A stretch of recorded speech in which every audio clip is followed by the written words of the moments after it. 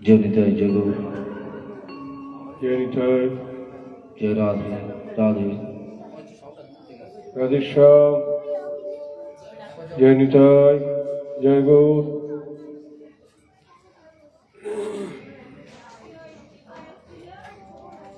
जय निताय जय गौर मॉनिटरे একটু সাউন্ড দিই जय राधे राधे श्याम जय निताय जय गौर ये साउंड दे सुर दे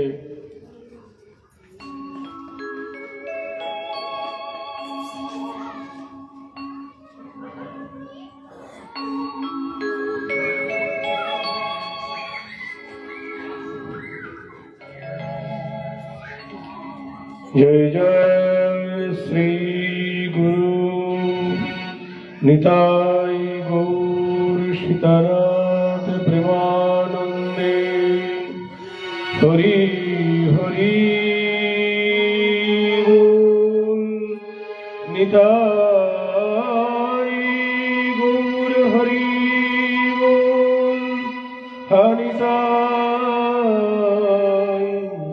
गौर हरि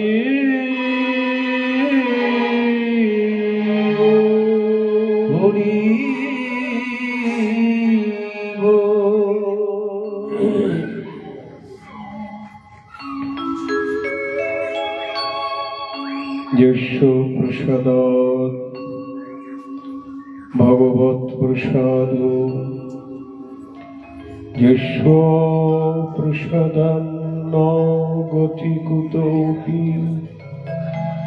ध्येयं स्तुवांस्तस्य यशस्त्री सन्ध्या वन्दे गुरुश्रीचरणारविन्दम् अजानुलम्बितो भुजो कनकावदातो संकीर्तनैकपितरो कमलायतक्षो विश्वम्भरो द्विजवरो युगधर्मपालो वन्दे जगत्प्रियकरो करुणावतारो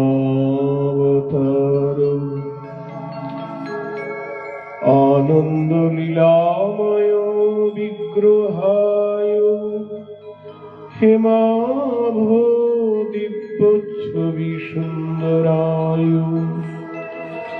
तस्मै महत्प्रेमरसप्रदाय चैतन्यचन्द्राय नमो नमः नमस्त्रिकालसत्ताय जगन्नाथसुताय च सभृताय सपुत्राय सकलत्राय ते नमः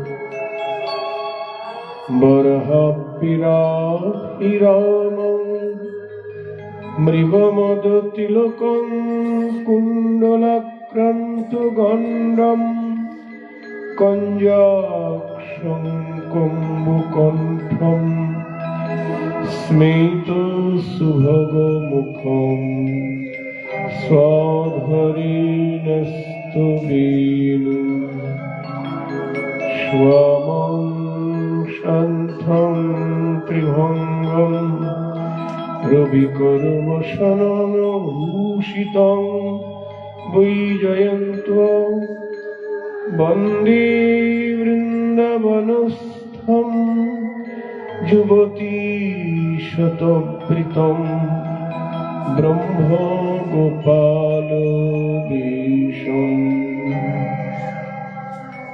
तप्तकाञ्चन गौराङ्गी राधे वृन्दावनेश्वरी পরাশরী বৃষভার সুতে দেবী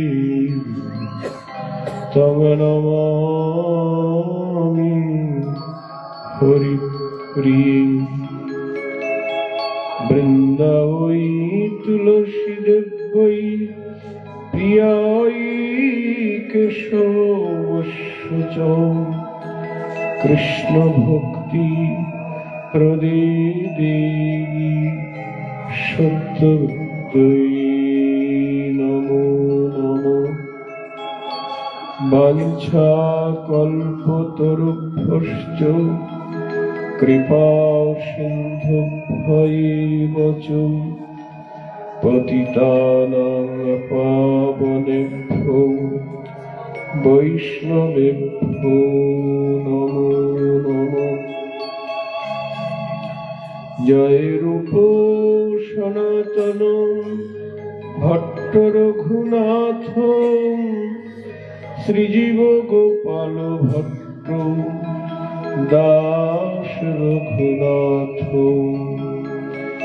এই ছয় গোসাইর করি চরণ বন্দন, যাহা হইতে বিঘ্ন নাশ অভীষ্ট পূরণ। দুর্গমী পথিনী অন্ধস্য স্খলৎপাদ গতির্মুহ সকৃপা জষ্ঠিদানীন সন্ত সন্ত বলম্বনম। সর্বশ্রোতা বৈষ্ণব চরণে করি নমস্কার, সবই চরণ ধুলি দেহ মস্তকে আমার। যেই নাম সেই কৃষ্ণ ভজনিষ্ঠা করি, নামের সহিত আছেন আপনি শ্রী হরি। শ্রী গৌরাঙ্গ নিত্যানন্দ শ্রী অদ্বৈত চন্দ্র গদাধর শ্রীবাসাদি গৌরভক্ত বৃন্দ।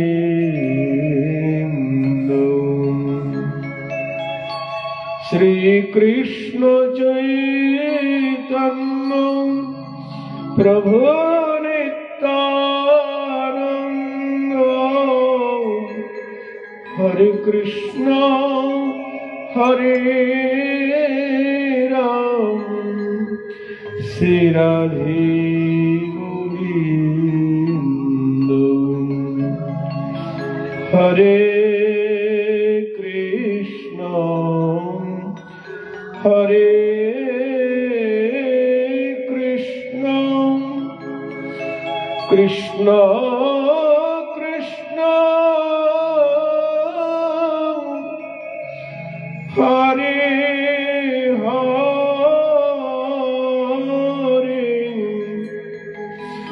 হরে রাম হরে রাম, রাম রাম হরে হরে।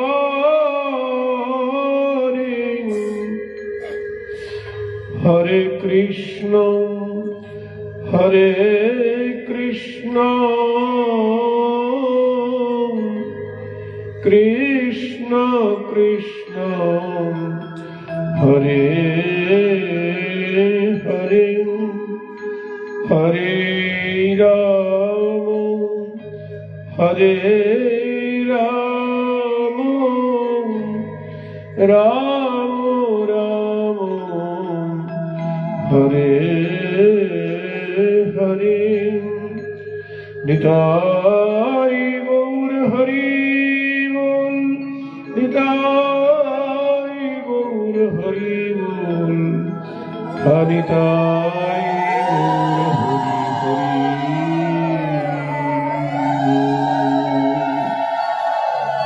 জয় শ্রী শ্রী চৈতন্য ভগবত সপ্তাহ যজ্ঞ কি জয়, শ্রী শ্রী গৌর কথা সপ্তাহ যজ্ঞ কি জয়, শ্রীকৃষ্ণ চৈতন্য মহাপ্রভু কি জয়, আপন আপন শ্রী গুরুদেব কি জয়, ভক্তি মহারানী কি জয়। শ্রী গুরু নিতাই গৌর প্রেমানন্দে হরি হরি।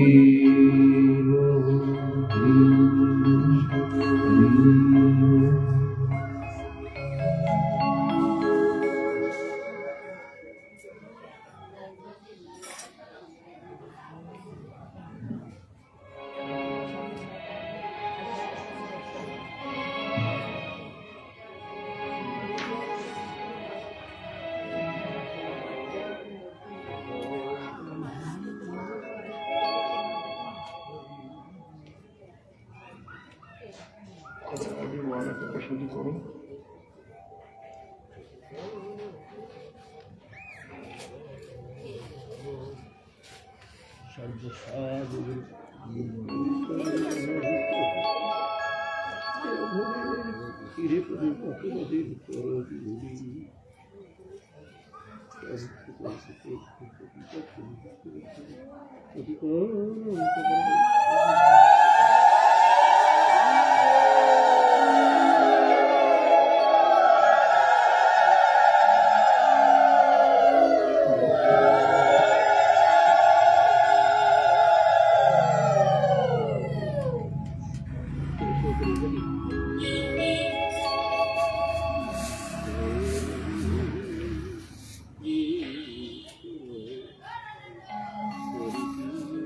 ভক্ত গোষ্ঠী সহিতে গৌরাঙ্গ জয় জয়,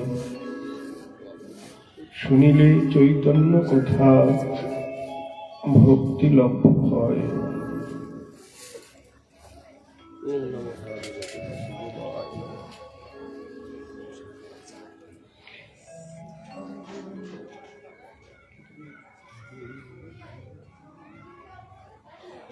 মানব জীবনের মুখ্য উদ্দেশ্য ভক্তি লাভ। কৃষ্ণ চরণে ভক্তি লাভই হল মানব জীবনের সার্থকতা।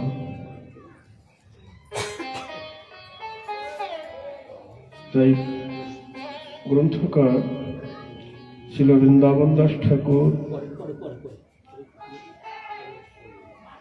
প্রতিটি অধ্যায়ে তিনি বলছেন ভক্ত গোষ্ঠী সহিতে গৌরাঙ্গ জয় জয়, শুনিলে চৈতন্য কথা ভক্তি লভ্য হয়। একা গৌর হরি জয় দিচ্ছেন না, ভক্ত গোষ্ঠী সহিতে গৌরাঙ্গের জয়। ভক্তকে নিয়েই তো ভগবান, ভক্তকে ছাড়া তো ভগবানের মহিমা প্রকাশ হবে না। ভক্ত কি? যার মধ্যে ভক্তি আছে তিনি ভক্ত। আজকে আমরা মহাপ্রভুর প্রিয় ভক্ত হরিদাস ঠাকুরের মহিমা আস্বাদন করব।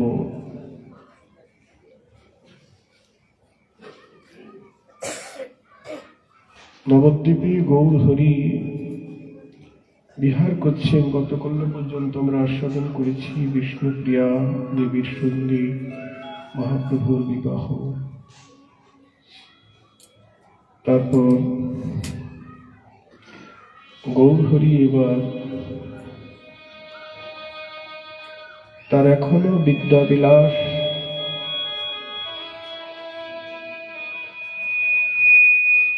চলছে, কিন্তু এখনো নিজের স্বরূপকে প্রকাশ করেননি। তার যে অবতারের মুখ্য উদ্দেশ্য প্রেম নাম প্রচারিত এই অবতার, চৈতন্য চরিতামৃতে কবিরাজ গোস্বামী বলছেন প্রেম নাম প্রচারিতে এই অবতার। গৌর অবতারের কারণ হল প্রেম নাম প্রচার।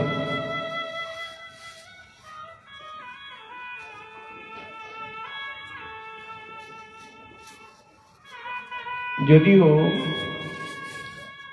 নাম প্রেম প্রচার এটাকে চৈতন্য চরিতামৃত বলছেন সত্য এই হেতু কিন্তু এহ বহিরঙ্গ। নাম প্রেম প্রচার এটাই সত্য, কিন্তু এটাকে বহিরঙ্গ বলছেন। আর এক হেতু আছে, শোনো অন্তরঙ্গ। আদিলীলায় চতুর্থ পরিচ্ছেদে এটা বলা আছে। যাই হোক, প্রথম যে নাম প্রেম প্রচার, এই নাম প্রেম প্রচারটা সকলের জন্যে, সর্বজীবের জন্যেই এই নাম প্রেম প্রচার। শুধু মানুষ নয়, কীট পতঙ্গ পশু পাখি সবার জন্যেই এই নাম প্রেম। মহাপ্রভু জগতে আবির্ভূত হলেন, কিন্তু জগৎ তো ভক্তি বিষয়ে বিমুখ। নবদ্বীপে বিপ্ররূপে ছাত্রদেরকে পড়াচ্ছেন, কিন্তু প্রেম ভক্তি প্রকাশ নিমিত্ত অবতার তাহা কিছু না করেন, ইচ্ছা সে তাহা। হয়তো এখনো সময় হয়নি, তাই গৌরহরি পূজা প্রকাশ করছেন না। কিন্তু সংসারের লোক গীতা ভাগবত বা পড়ায় যে জন, তারা না বলে না বলাই সংকীর্তন। অনেকে গীতা ভাগবত পাঠ করছেন, কিন্তু হরিনাম সংকীর্তন করছে না। হাতে তালি দিয়ে বা সকল ভক্তগণ আপনা আপনি মেলি করেন কীর্তন, তাতে উপহাস করয় অন্তরে। যারা হাতে তালি উচ্চস্বরে তো ঢাকঢোল পিটিয়ে কীর্তন করা নিষেধ। যদি কেউ হাতে তালি দিয়ে কীর্তন করছে, তাতেও আবার উপহাস করে। কি বলে, ইহারা কি কার্যে ডাক ছাড়ে উচ্চস্বরে, এত চিৎকার করে উচ্চস্বরে, হ্যাঁ, হরিনাম করার কি দরকার? আমি ব্রহ্ম, আমাতেই বৈশী নিরঞ্জন, দাস প্রভু ভেদ বা করেন কি কারণ? আমি তো ব্রহ্ম, সেই আমি। অনেকে এসব বলছেন, তুমি প্রভু আমি দাস, এসব কি করার দরকার? সোহম ব্রহ্মস্মি।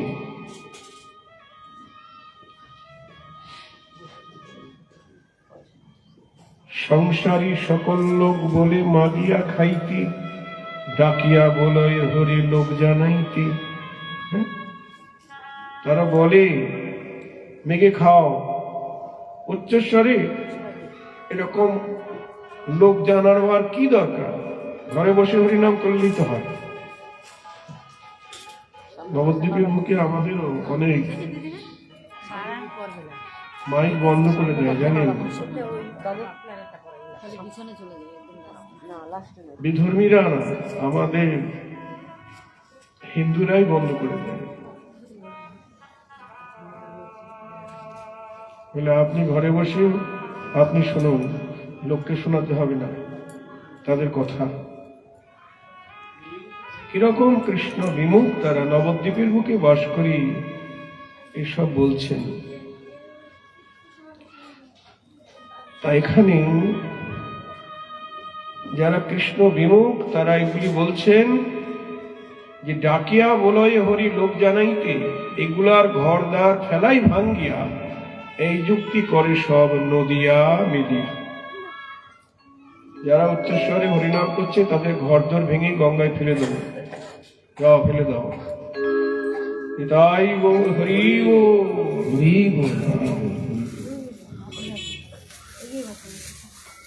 শুনিয়া পায়ের দুঃখ সর্বভক্তগণী, সম্ভাষা করেন হেন না পাইন জানি। আপনারা যে এখন হরিনাম শুনতে এসেছেন, আমরা উচ্চস্বরে হরিনাম করার সুযোগ পেয়েছি। হ্যাঁ গো, মাইক বাজিয়ে করছি, তখন তো মাইক ছিল না। কিন্তু তখনকার দিনে আপনি ঘরের মধ্যে উচ্চস্বরে হরিনাম করার সুযোগ ছিল না। শূন্য দেখে ভক্তগণ সকল সংসার, হা কৃষ্ণ বলিয়া দুঃখ ভাবেন হেন কালী তথায় আইল হরিদাস, শুদ্ধ বিষ্ণু ভক্তি যার বিগ্রহে প্রকাশ। সবাই যখন হাহুতাশ করছেন, তখন তাদের মধ্যে এসে হাজির হলেন বিষ্ণু ভক্ত শিরোমণি হরিদাস ঠাকুর। হৃদয় গৌর হরি হরি জয়, নামাচার্য হরিদাস ঠাকুর কি জয়। এই হরিদাস ঠাকুর, তার জন্ম হলো বর্তমান বাংলাদেশ যশোর জেলা বুরন গ্রামে জন্ম। তার জন্ম সম্বন্ধে কেউ কেউ বলেন তিনি ব্রাহ্মণের কুলে জন্মেছেন, শিশুকালে বাবা মা মারা গেছে, যবনের গৃহে প্রতিপালিত হয়েছেন। কিন্তু চৈতন্য ভাগবতে স্পষ্ট লেখা রয়েছে, জাতিকুল সব নিরর্থক বুঝাইতে জন্মিলেন হরিদাস, প্রভুর আজ্ঞাতে জন্মিলেন অধম কুলেতে। জাতিকুল সব নিরর্থক বুঝাইতে জন্মিলেন হরিদাস অধম কুলেতে, নিচ কুলে।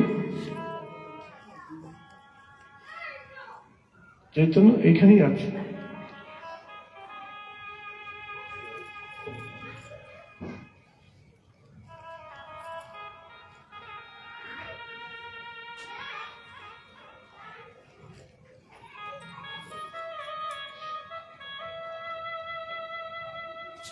জাতিকুল সর্বনিরর্থক বুঝাইতে জন্মিলেন নিচকুলে প্রভুর আজ্ঞাতে। চৈতন্য ভাগবত। চৈতন্য ভাগবতের বাক্য তো কেউ লঙ্ঘন করতে পারবে না। এখানে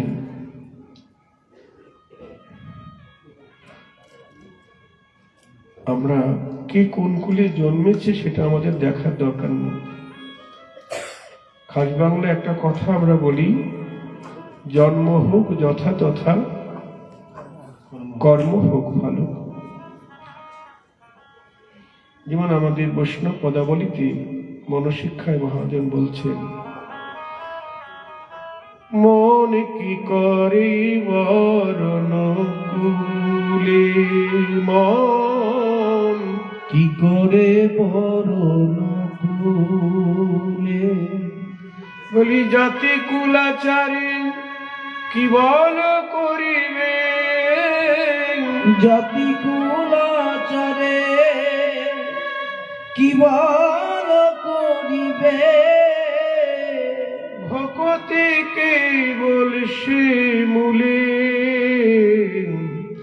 ভকতি কেবল সে মূলে, জাতি কুলাচারে কি বল করিবে, ভকতি কেবল সে মূলে, ভকতি কেবল সে মূলে। কেবল ভক্তি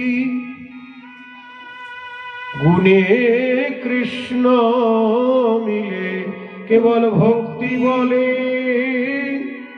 কৃষ্ণ মিলে, কেবল ভক্তি বলে কৃষ্ণ মিলে, জাতি কুলাচারে পায় না তারে, কেবল ভক্তি বলে কৃষ্ণ মিলে।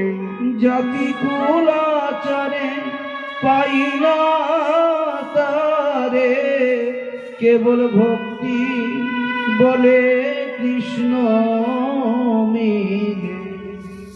জাতি কুলাচারে কি বল করিবে, কেবল ভক্তি বলে। আমরা মানুষ, আমরা জাতিকুল বিচার করি, কিন্তু ভগবান জাতিকুল বিচার করে না। ভগবান দেখে শুধু ভক্তি। নিতাই গৌর হরিব। দৃষ্টান্ত দিচ্ছেন, কপিকুলে ধন্য বীর হনুমান, শ্রীরাম ভকতরাজ। কপিকুলে ধন্য বীর হনুমান, শ্রীরাম ভকতরাজ। আবার রাক্ষস হইয়া বিভীষণ বৈশে, রাক্ষস হইয়া বিভীষণ বৈশে, ঈশ্বর সভার মান, ঈশ্বর সভার মান। রাক্ষস হইয়া বিভীষণ বৈশে, ঈশ্বর সভার মান, ঈশ্বর সভার মান। রামচন্দ্রের সর্বশ্রেষ্ঠ ভক্ত কি গো? বীর হনুমান। তার জন্ম কোথায়? না কপিকুলে, অর্থাৎ বানর কুলে। দেখুন, বানর কুলে জন্ম নিয়ে রামচন্দ্রের সর্বশ্রেষ্ঠ ভক্ত। আবার বিভীষণ রাক্ষস কুলে জন্ম নিয়ে রামচন্দ্রের সর্বশ্রেষ্ঠ পার্ষদ। শুধু তাই নয়, দত্তের রসে প্রহ্লাদ জনমী, ভুবনী রাখিল যশ। দত্তের ঔরসে প্রহ্লাদ জনমে, ভুবনে রাখিল যশ।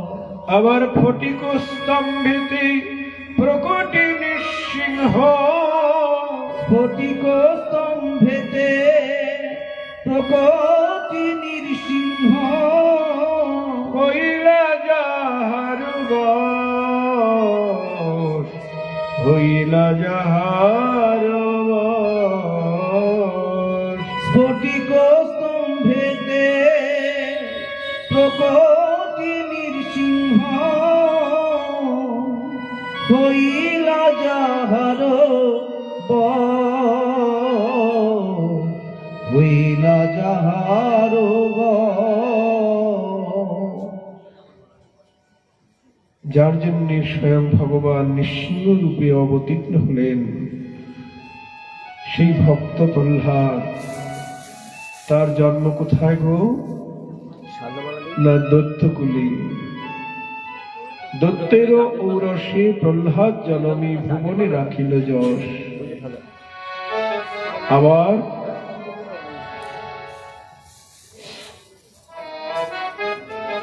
চণ্ডাল হইয়া মিতালি করিল, গুহক চণ্ডাল বরে। চণ্ডাল হইয়া মিতালি করিল, গুহক চণ্ডাল বরে। রামচন্দ্র বনবাসকালে গুহক চণ্ডালের সঙ্গে মিত্রতা স্থাপন করলেন, তাকে বুকে নিয়ে আলিঙ্গন করলেন।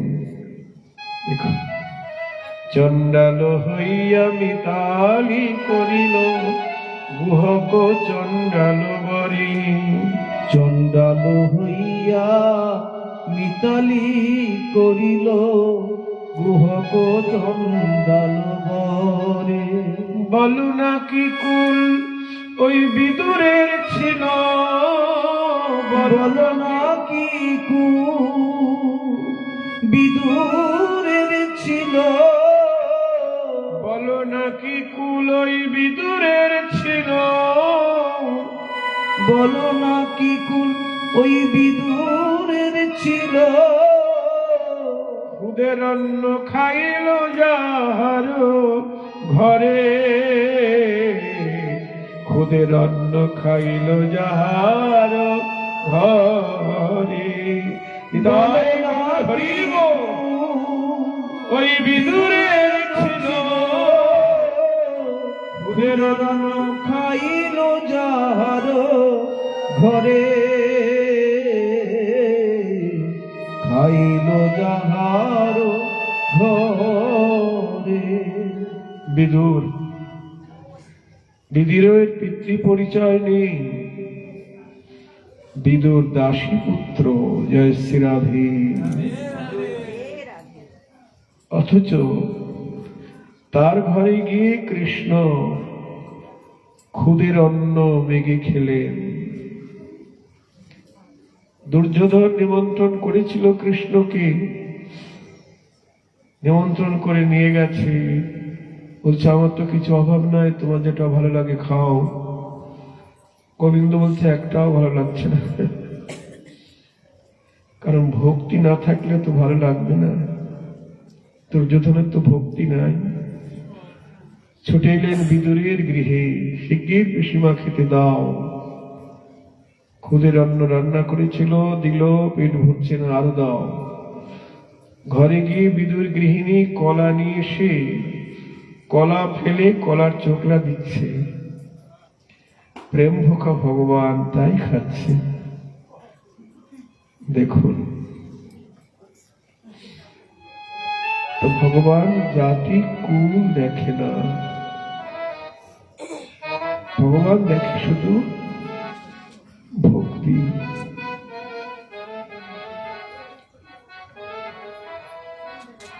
দেখো না কেমন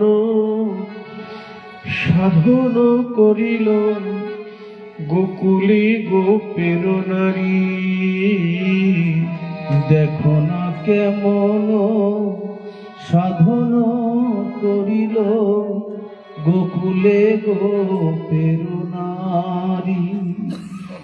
দেখো না কেমন সাধন করিল গোকুলে গোপের নারী। দেখো না কেমন সাধন করিল গোকুলে গোপের নারী। জাতি কুলাচারে কি বল করিবে, জাতি কুলাচারে কি বল করিবে। কৃষ্ণ যে ভজে সে হয় তারি, কৃষ্ণ যে ভজে সে হয় তারি। জাতি কুলাচারে কি বল করিবে। কৃষ্ণ যে ভজে সে হয় তারি, যে ভজে সে হয় তারি। কৃষ্ণের সর্বশ্রেষ্ঠ ভক্ত কারাগো? ব্রজে ব্রজ গোপী, যারা মধুর রসাশ্রয়ী ব্রজ সুন্দরী, তাদের জন্ম হলো, তারা হলো আমার গোবিন্দের সর্বশ্রেষ্ঠ ভক্ত। কিন্তু জন্ম কোথায়? গোকুলে গোপীর নারী। তাদের গোয়ালা কুলে জন্ম, বৈশ্যকুলে জন্ম। তারাই কৃষ্ণের সর্বশ্রেষ্ঠ ভক্ত।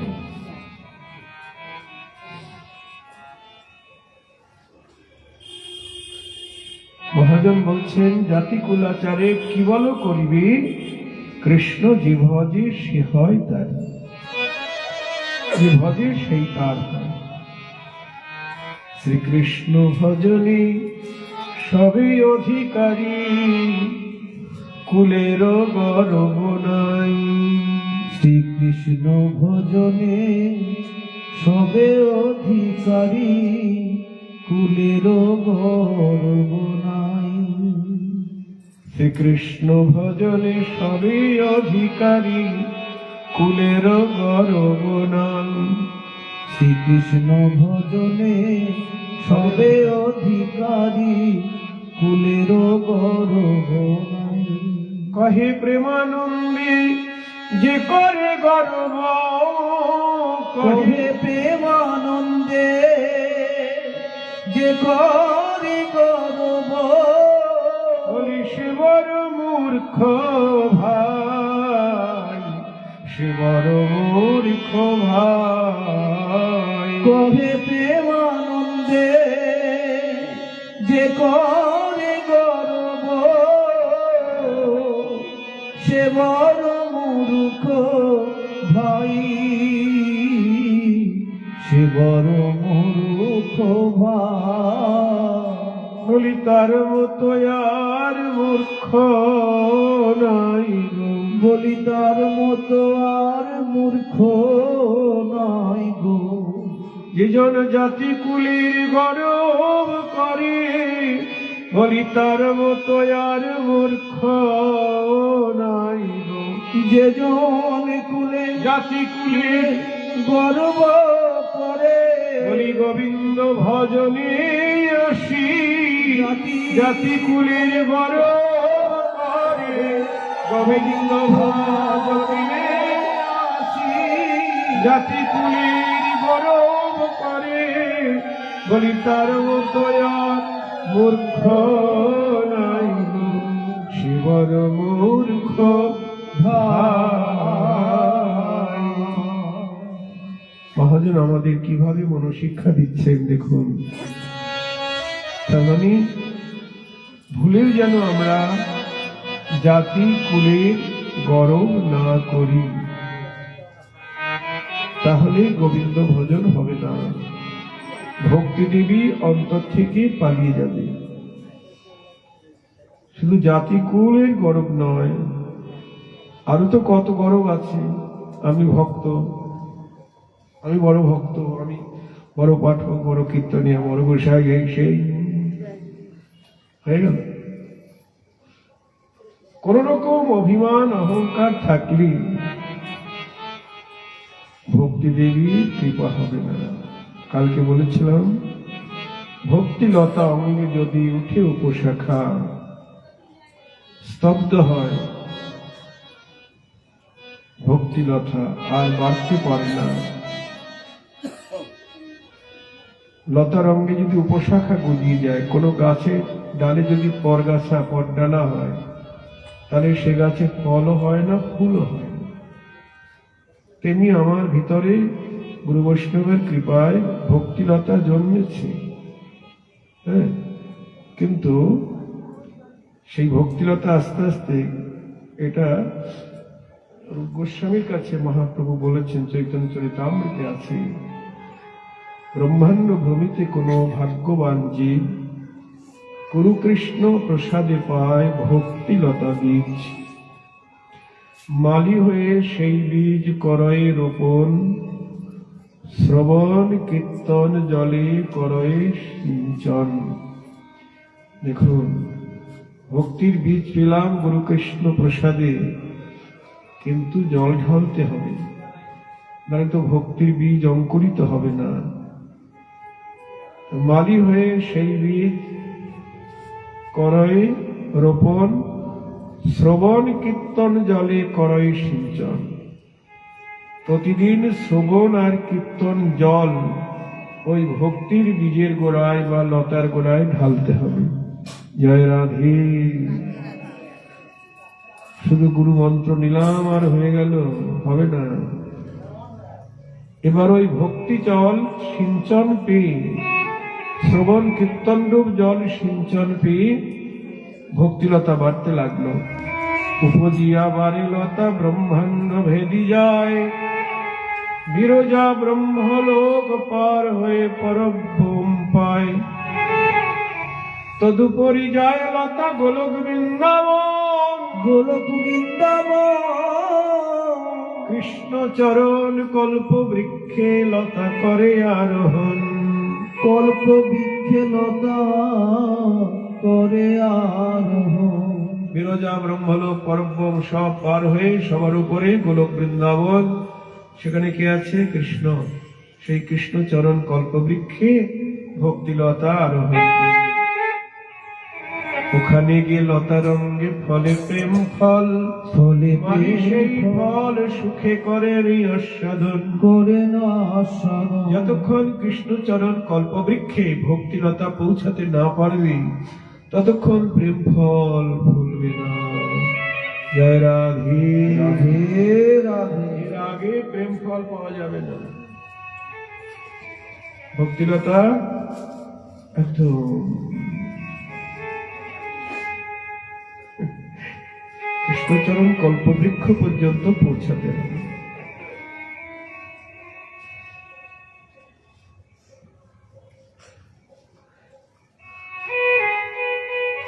সাধনার স্তরগুলি আস্তে আস্তে বাড়বে। যেমন আমরা দোতলায় উঠে এসেছি পাঠ শুনতে, একবার তো লাভ দিয়ে দোতলায় উঠতে পারবো না, স্টেপ বাই স্টেপ উঠতে হবে, তাই তো? হাত পা থেকে পড়ে যাবো নিচে।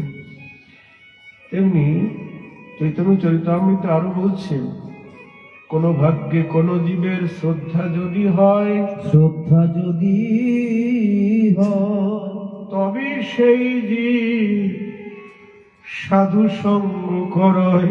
তবে সেই জীব সাধু সঙ্গ কর। এই যে শ্রদ্ধা, আপনারা যে সাধু সঙ্গে এসেছেন, শ্রদ্ধা হয়েছে তাই সাধু সঙ্গে এসেছেন। শ্রদ্ধা কাকে বলে? শ্রদ্ধা শব্দে বিশ্বাস করে সুদৃঢ় নিশ্চয়। শ্রদ্ধা মানে এই একাউন্টে মন্দির যাচ্ছি, একাউন্টে প্রণাম করে যাচ্ছে, হ্যাঁ শ্রদ্ধা আছে, মনে মনে ভক্তি আছে না। এখানে বলছে শ্রদ্ধা মানে বিশ্বাস। কেমন বিশ্বাস? সুদৃঢ় বিশ্বাস। কোন ভাগ্যে কোন জীবের শ্রদ্ধা যদি হয়, তবে সেই জীব সাধু সঙ্গ করয়। সাধু সঙ্গ করয়। আর সাধু সঙ্গে আসলে কি হয়? সাধু সঙ্গ হইতে হয় শ্রবণ কীর্তন। শ্রবণ কীর্তন। সাধু সঙ্গে এলে শ্রবণ হয়, কীর্তন হয়। শ্রবণ কীর্তন হইতে হয় অনর্থ নিবর্তন। অনর্থ নিবর্তন। শ্রবণও করতে হবে, কীর্তনও করতে হবে। হ্যাঁ গো, শুধু শুনলে হবে না, কীর্তনও করতে হবে। শ্রবণ কীর্তন হইতে হয় অনর্থ নিবর্তন, মানে অনর্থ নিবৃত্তি হয়, অনর্থ নাশ হয়। অনর্থ কি? মানে ভক্তির পথে যে সকল বাধা বা বিঘ্ন আছে, মোটামুটি 4 রকমের অনর্থ আমাদের ভজন পথে বাধা আরো আছে। যেমন সুকৃতিজাত, দুষ্কৃতিজাত, ভক্তিজাত এবং অপরাধজাত। মনোযোগ দিয়ে শুনবেন। সুকৃতিজাত, দুষ্কৃতিজাত, ভক্তিজাত, অপরাধজাত। দুষ্কর্ম করলে তো ভক্তি পথে বিঘ্ন আসবেই, তাই না? দুষ্কর্ম মানে খারাপ কাজ। কিন্তু বলছেন সুকৃতি থেকেও বিঘ্ন সৃষ্টি হয়, ভজন পথে বিঘ্ন হয়। সুকৃতিজাত অনর্থ কি? যেমন বর্ণাশ্রম ধর্ম। বর্ণাশ্রম ধর্ম এটা ভক্তির পথে বিঘ্নকারী। জয় রাধে। বর্ণ এবং আশ্রম ধর্ম, সনাতন শিক্ষায় মহাপ্রভু বলছেন, 4 বর্ণাশ্রমী যদি কৃষ্ণ নাহি ভজি, অধর্ম করিয়াও গৌরবে করি মজি। বর্ণাশ্রম মানে বর্ণ এবং আশ্রম ধর্ম, চারটি বর্ণের যে চারটি বর্ণ ধর্ম আছে, ব্রাহ্মণের কর্ম অর্চনা, বৈষ্ণব ধর্ম ব্যবসা, ক্ষত্রিয় ধর্ম যুদ্ধ করা, শূদ্র ধর্ম তিন বর্ণের শুরু করা। আর আশ্রম ধর্ম কি? ব্রহ্মচর্য, গার্হস্থ্য, বানপ্রস্থ, সন্ন্যাস। এই বর্ণ এবং আশ্রম ধর্ম ঠিক ঠিক পালন করেও যদি কেউ কৃষ্ণকে না ভজে, মহাপ্রভু বললেন স্বধর্ম, ওই বর্ণাশ্রম ধর্ম মানে স্বধর্ম, স্বধর্ম করিয়াও সে রৌরবে পরিমতে। রৌরব মানে এক প্রকার নরক। নিতাই গৌর হরি হরি হরি। সাধু সাবধান। আমাদের নরোত্তম ঠাকুর বলছেন প্রেম ভক্তি চন্দ্রিকায়,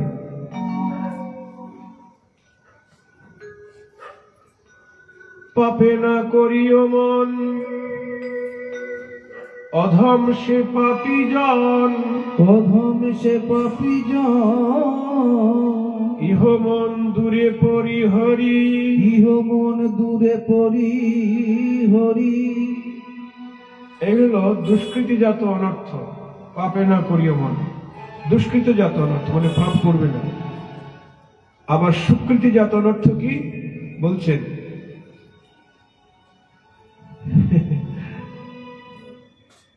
পুণ্য যে সুখের ধাম, পুণ্য যে সুখের ধাম, তার না লইও নাম, তার না লইও না। পুণ্য মুক্তি দুই ত্যাগ করি, পূর্ণ মুক্তি দুই ত্যাগ করি। পাপ তো করবেই না, পুণ্যও করবে না। কি গো মায়েরা, কি ভাবছেন? পাপ নয় না করলেও পুণ্যও করবো না? না, নরোত্তম ঠাকুর বলছেন পুণ্যও করবে না। কারণ পুণ্য যে সুখের ধাম, তার না লইও না। পুণ্যের ফল হলো কি? স্বর্গ। তার নামও মুখে এলো না। নিতাই গৌর হরি হরি। স্বর্গে কে কে যাবেন? হাত তোলেন। যাবেন না? পুণ্য যে সুখের ধাম, তার না লইও নাম।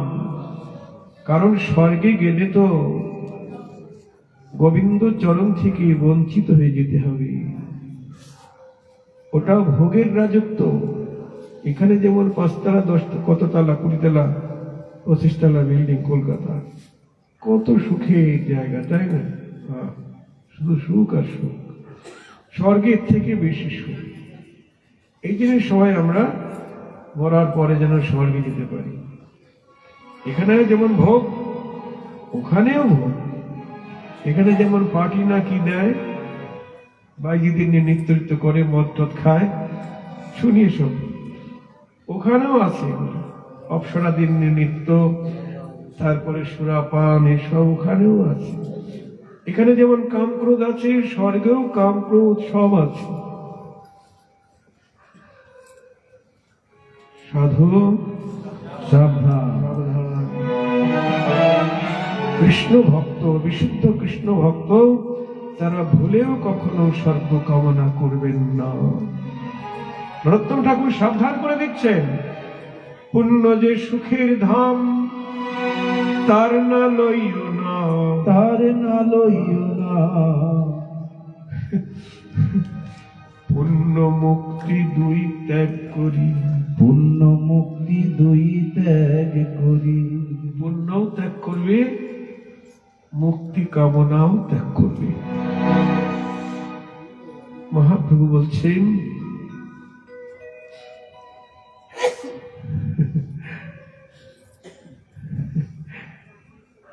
অজ্ঞান তমের নাম কহিয়ে কৈতব, ধর্মার্থ কাম মোক্ষ বাঞ্ছা আদি সব। অজ্ঞান তমের নাম কহিয়ে কৈতব। কি কি অজ্ঞানতা? ধর্মার্থ কাম মোক্ষ। যতক্ষণ এই বাসনাগুলি, ধর্ম কামনা, অর্থ কামনা, স্বর্গ কামনা, মুক্তি কামনা, সিদ্ধি কামনা, এই কামনাগুলি যতক্ষণ অন্তরে আছে জনক ততক্ষণ জানতে হবে আমি অজ্ঞান। তার মধ্যে মোক্ষ বাঞ্ছা কৈতব প্রধান। মহাপ্রভু বলছেন যত রকম কামনা বাসনা আছে সমস্ত কামনার মধ্যে সবচাইতে খতরনাক হলো মোক্ষ কামনা বা মুক্তি কামনা। তার মধ্যে মোক্ষ বাঞ্ছা কৈতব প্রধান, যাহা হইতে কৃষ্ণ ভক্তি হয় অন্তর্ধ্যান। হৃদয় গৌর হরি বল। মুক্তি কামনা যখনই অন্তরে আসবে তখনই ভক্তি আপনার অন্তর থেকে পালিয়ে যাবে।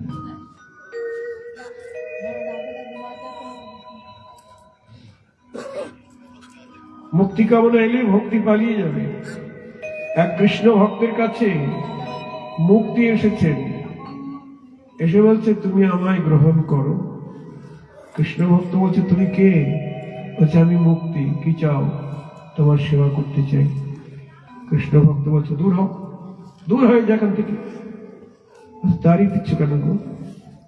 আমি তোমার সেবা করতে চাই, তোমাকে কোথায় জায়গা দাও? আমার তো একটাই জায়গা, এখানে আমি ভক্তি দেবীকে আসন দিয়েছি, তুমি আসলে যে ভক্তি দেবী পালিয়ে যাবে, দূর হয়ে যায় এখান থেকে।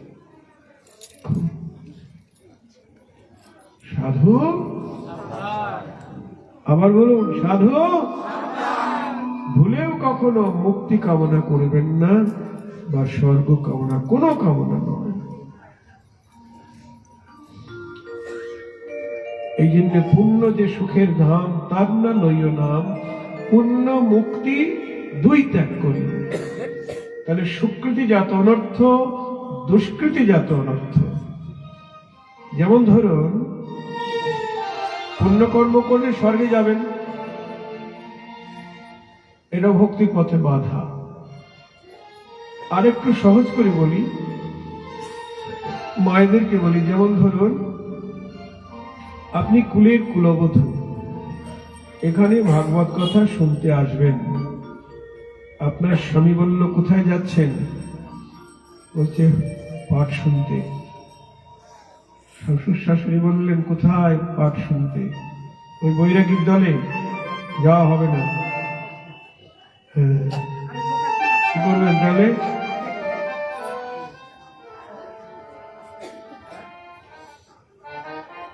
যদি কুলধর্ম, কুলধর্ম মানে বেদাচার জনিত ধর্ম, একজন কুলের কুলবধূর পক্ষে সবচাইতে বড় ধর্ম পাতিব্রত ধর্ম। পতির আজ্ঞা পালন করতে হবে, পালন না করলে কুলধর্ম গোল্লাই যাবে। জয় রাধি। সাধু সাবধান। আর যদি পাঠ শুনতে হয় তাহলে কুলধর্ম ত্যাগ করতে হবে। ওই রাধারানীর মতো ছলনা করতে হবে, জল আনতে যাবো যমুনায়, তাই না? পাঠ শুনতে আসবেন কিন্তু বলবেন না অমুকের বাড়ি যাচ্ছি বেড়াতে। ছলনা করতে হবে। যখনই ছলনা করলেন তখনই আপনার কুলধর্ম গোল্লাই গেল। কি?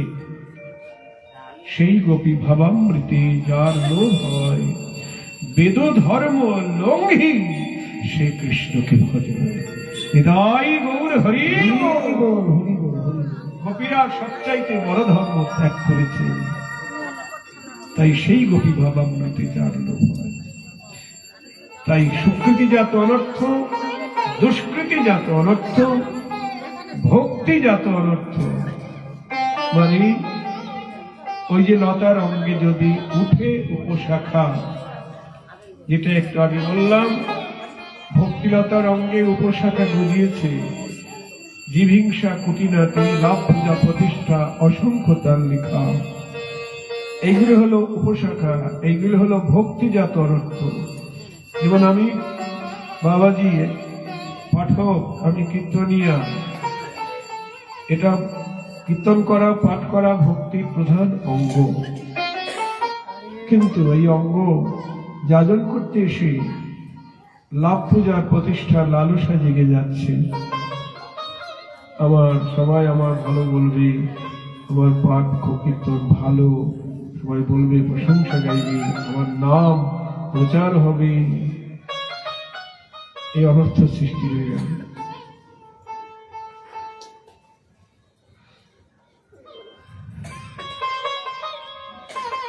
এখান থেকে সতর্কতা অবলম্বন করতে হবে। যশ প্রতিষ্ঠা আসবে, কিন্তু সেটাকে তাড়িয়ে দিতে হবে, ওটাকে আমল দিলে চলবে না। আর সবচাইতে বড় অনর্থ হল অপরাধজাত।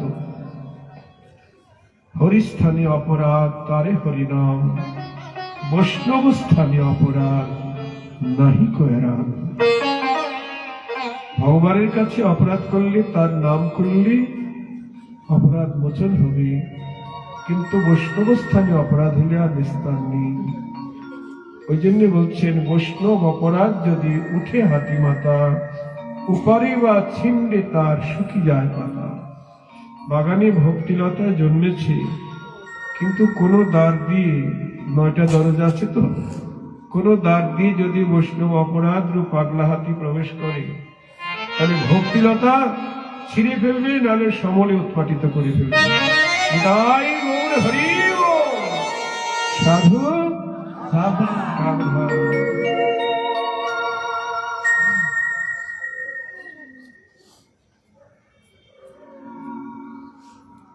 যাক, আমরা হরিদাস ঠাকুরের কথা শুনেছি। ভক্তি কেবল শিমূল, ভক্তি ভগবত প্রাপ্তির উপায়। হরিদাস ঠাকুর তিনি যে কোনো কুলেই জন্মগ্রহণ করুক না কেন, তিনি ভক্ত শ্রেষ্ঠ, মহাপ্রভুর প্রিয় পারিষদ।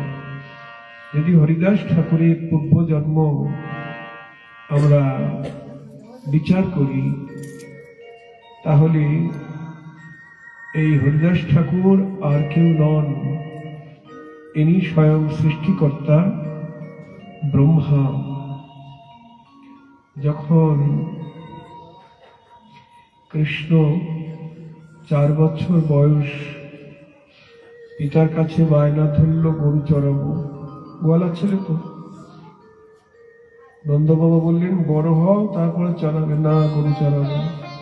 তখন গোয়ালারা মিলে যুক্তি করলো, আমাদের যে বাছুরগুলি আছে ওইগুলি দিয়ে ওকে গোচারণে পাঠানো হোক সমবয়সী বালকদের সঙ্গে। গোচারণে পাঠিয়ে দিলেন। এবার ওই বাছুর নিয়ে চড়ায় কৃষ্ণ গোপাল সকালের সঙ্গে।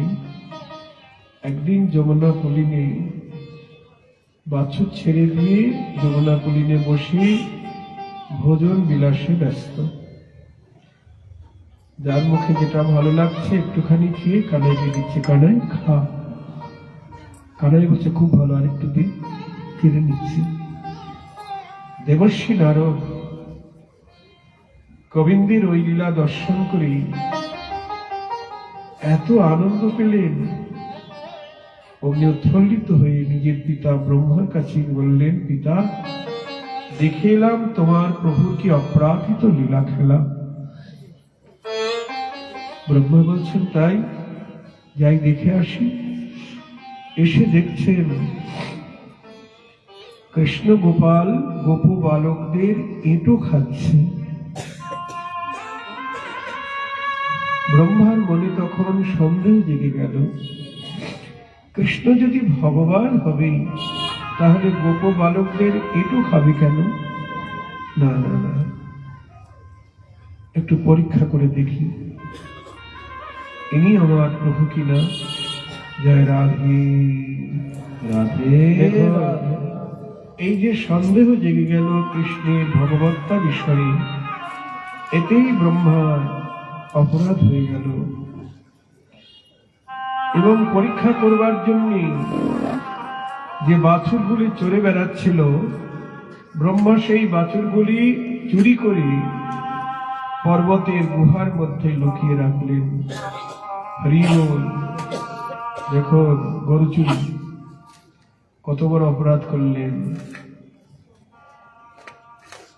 বাছুরগুলি চুরি করে নিয়ে গুহার মধ্যে লুকিয়ে রাখলেন।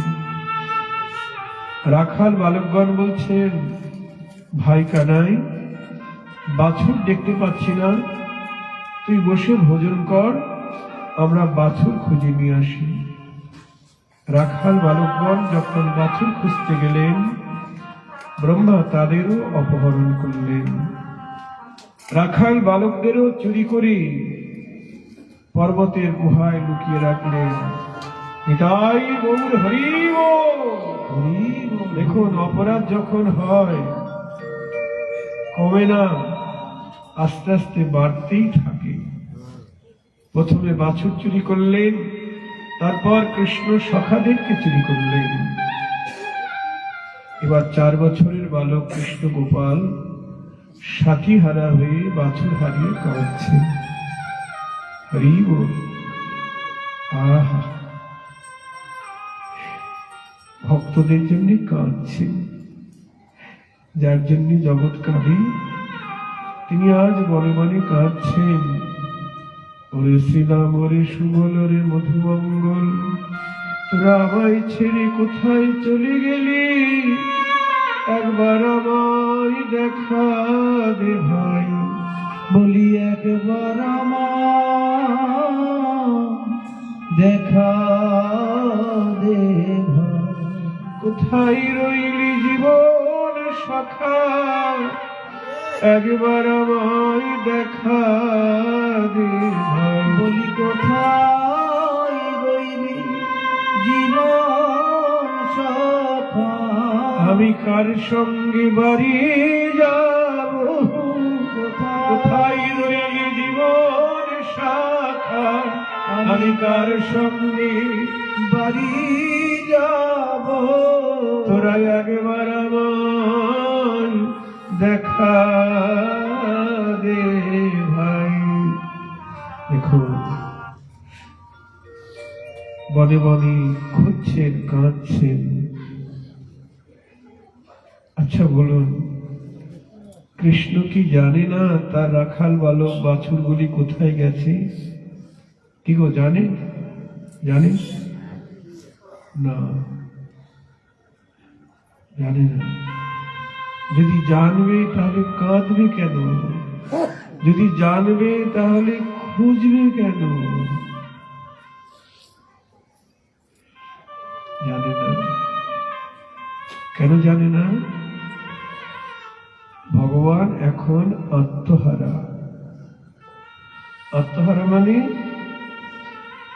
নিজেকে হারিয়ে ফেলেছে। ব্রজবাসী ভক্তের প্রেম সমুদ্রে ভগবানের ভগবত্তা হারিয়ে গেছে।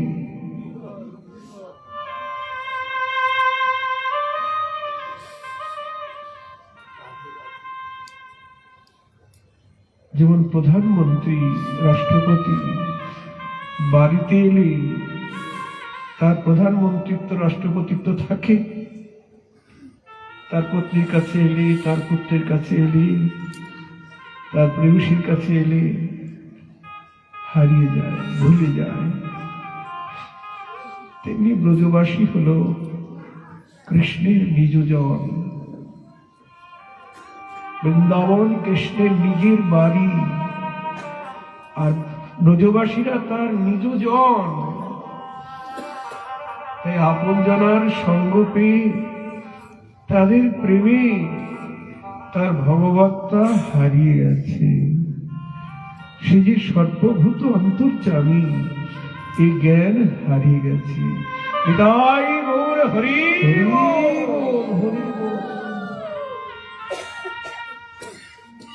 যতক্ষণ কৃষ্ণের জ্ঞান থাকে আমি ভগবান, ততক্ষণ তার পরিপূর্ণ আনন্দ হয় না। মনে রাখবেন, যতক্ষণ কৃষ্ণের জ্ঞান আছে আমি ভগবান, ততক্ষণ তার পরিপূর্ণ আনন্দ নেই। যখন কৃষ্ণ তার ভগবত্তাকে হারিয়ে ফেলে, ভক্তের প্রেম সমুদ্রে হারিয়ে যায়, তখনই হয় তার পরিপূর্ণ আনন্দ। আর এটা একমাত্র বৃন্দাবনী। জয় রাধে। মূল্যবান কথা। তত্ত্বের বিচারে কৃষ্ণ সর্বজ্ঞ, সর্বভূত অন্তর্যামী ঠিকই, কিন্তু লীলার ক্ষেত্রে কৃষ্ণ এখন আত্মহারা। ভগবৎ শক্তি তার ভিতরে আছে, অন্তর্যামী শক্তি ভিতরে আছে, কিন্তু ওটা লুকিয়ে আছে, ওটা অন্তরে লুকিয়ে আছে, প্রয়োজনে কাজ করে। কৃষ্ণ যখন বাছুর হারা হয়ে, সাথী হারা হয়ে কাঁদছেন, তখন ভগবৎ শক্তি বা অন্তর্যামী শক্তি ভাবছেন, আমার প্রভু সাথী হারা হয়ে কাঁদছে, আমাকে এখন প্রভুর সেবা করা দরকার, আমাকে এখন চুপ করে থাকলে হবে না। তখন অন্তর্যামী শক্তি ভিতরে জাগ্রত হয়ে প্রকটিত হয়ে বলছেন, ও প্রভু, তোমার রাখাল বালক বাছুরগুলি ওই ব্রহ্মা চুরি করেছে। হৃদয় বল, হরি বল, হরি বল। এই দেখুন, কৃষ্ণ বলছো, ব্রহ্মা তুমি চুরি করেছ? তোমার খুব অভিমান, তুমি সৃষ্টিকর্তা না? আমার সখাদের, আমার রাখাল বালকদের তুমি চুরি করেছ, আমার গাভীর বাছুরগুলি চুরি করেছ, তোমার ক্ষমা নেই। তোমার অহংকার আমি চূর্ণ করবো, দাঁড়াও।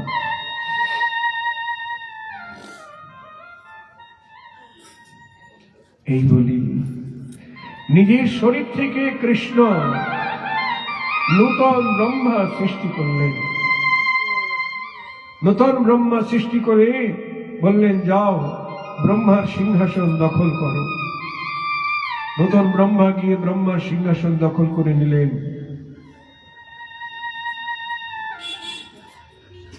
এদিকে কৃষ্ণ ভাবছেন,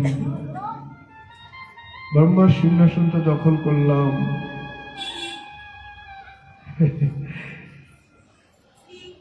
ব্রহ্মা সব চুরি করে রেখে এবার নিজ রাজধানীতে গেছে ব্রহ্মা। কিন্তু দাঁড়ি বলছে, কে তুমি? ব্রহ্মাকে বলছে, দাঁড়ি তুমি কে? বলছে, তার মানে আমার কর্মচারী আমাকে বলছিস কে তুমি?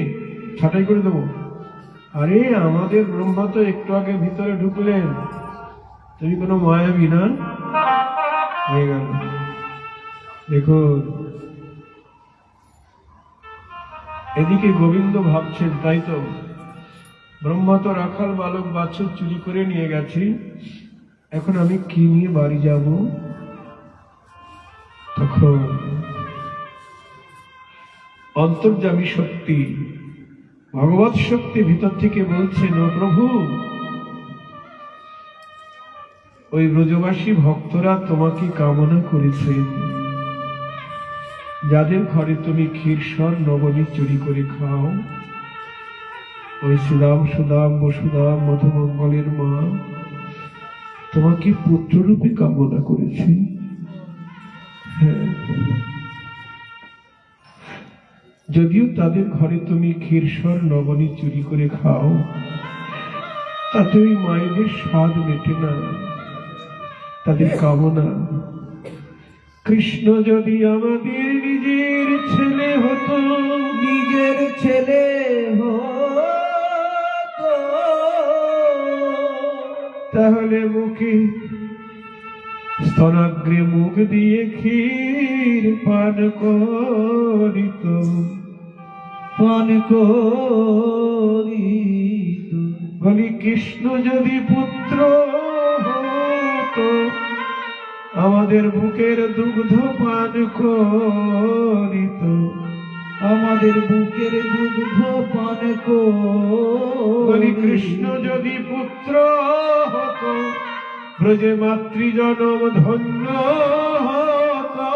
কৃষ্ণ যদি পুত্র হতো, আমাদের মাতৃজনম ধন্য হতো। স্তন ক্ষীর পান করিত, আমাদের স্তন ক্ষীর পান করিত।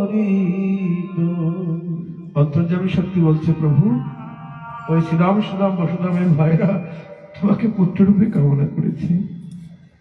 শুধু ওই মায়েরা নয়, তুমি যাদের বাছুর নিয়ে চড়াতে এসেছ ওই গাভীগুলি, ওই বাছুরদের মায়েরাও তোমাকে বাছুর রূপে কামনা করেছে। যদিও তাদের বাটের দুগ্ধে ক্ষীর নদী তৈরি হয়, তুমি খাও, তবু গাভীদের স্বাদ মেটে না। গাভীদের অন্তরে বড় স্বাদ, গাভীদের অন্তরে বড় স্বাদ। গোপাল যদি আমাদের বাছুর হতো, আমাদের বাছুর হতো, বাটে মুখ দিয়ে ক্ষীর পান করিত। বাটে মুখ দিয়ে ক্ষীর পান করি। বলি গোপাল যদি বাছুর হতো, বাটে মুখ দিয়ে ক্ষীর পান করিত। আমাদের গোপাল যদি বাছুর হতো, ব্রজে পশু জনম ধন্য হতো। আমাদের গোপাল যদি বাছুর হতো, ব্রজে পশু জনম ধন্য হতো। বাটে মুখ দিয়ে ক্ষীর পান করিত। দেখুন মায়েরা, আমরা এই জগতে দেবদেবীর কাছে, ভগবানের কাছে কত দুষ্কামনা করি। মা কালী আমার ছেলে হলে তোমার জোড়া দেব, তাই না? এসব দুষ্কামনা করতে যাই। ব্রজবাসী মায়েরা কি বিশুদ্ধ কামনা করছেন, গোপাল যদি আমার নিজের ছেলে হতো, স্তনক্ষীর পান করতো, মা মা বলে ডাকতো। বৃন্দাবনের গাভীদের কেমন উত্তম লালসা। গোপাল যদি বাছুর হতো, বাটে মুখ দিয়ে ক্ষীর পান করত, ব্রজে পশু জনম সার্থক হতো। গীতায় কৃষ্ণ বলেছেন যে যথা মাং প্রপদ্যন্তে স্তাং তথৈব ভজম্যহম। যে আমাকে যেরূপ ভাবে ভজন করে আমি তাকে সেরূপ ভাবে অনুগ্রহ করি, তার সেবাসনা পূর্ণ করি। অন্তর্যামী শক্তি বলছেন, প্রভু আজকে তোমার সুযোগ। ব্রহ্মা সব রাখাল বালক বাছুর চুরি করে নিয়ে গেছে, এই সুযোগে তুমি তোমার ভক্তদের মনোবাসনা পূর্ণ করো। কৃষ্ণ বললেন, হ্যাঁ আজকে আমি লীলা করব। একমেই বহুশ্যাম, আমি এক আছি, বহু হব। কৃষ্ণ তখন যত রাখাল বালক এসেছিলেন তত রাখাল বালকের রূপ ধরলেন, যত বাছুর সঙ্গে এসেছিল তত বাছুরের রূপ ধরলেন। জয় রাধে। রূপ ধরে গোষ্ঠ থেকে গৃহে ফিরে গেলেন। ফিরে গিয়ে শ্রীরাম রূপে শ্রীরামের মায়ের কোলে উঠে স্তনক্ষীর পান করছেন। সুবল রূপে সুবলের মায়ের সোহাগ নিচ্ছেন। প্রত্যেক রাখাল বালক হয়ে তাদের মায়ের আদর সোহাগ নিচ্ছেন।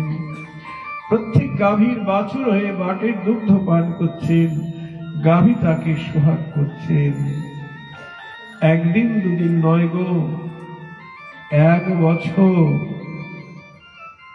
1 বছর আমার গোবিন্দ, আমার কৃষ্ণ গোপাল সেই ব্রজবাসী মায়েদের পুত্র হয়ে স্তনক্ষীর পান করেছেন, আদর সোহাগ নিয়েছেন। 1 বছর গাভীদের বাটের দুগ্ধ খেয়েছেন, আদর সোহাগ নিয়েছেন।